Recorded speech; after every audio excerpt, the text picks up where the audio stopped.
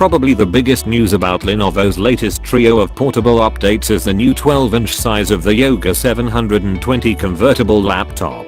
Granted, the screen's only marginally bigger than the 11.6-inch Yoga 710, but it has roughly the same weight and footprint as that model thanks to smaller screen bezels. Updated features include pen support, a fingerprint reader and a USB-C/Thunderbolt port to drive an external display. Its biggest Yoga also gets better. The Yoga 920 improves on the 910 by incorporating 8th generation Kaby Lake refresh versions of Intel's core processors. It's also got a far-field microphone array in support of Microsoft's push to make its Cortana voice assistant more appealing to use, so it can hear you up to 13 feet, 4 meters away.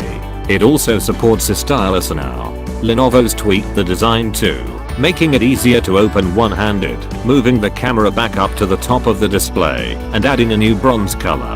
And the stupidly small and poorly placed right shift key is now full-sized and back where it belongs. The Mi X510 2-in-1 isn't that old, but it's already getting replaced by the Mi X520. It's not visibly different, it's just getting an 8th gen core update like the Yoga 920s and a Cortana optimized mic array. Plus, it supports the same pressure-sensitive active pen as the Mi X720. Lenovo expects to ship all 3 laptops in October.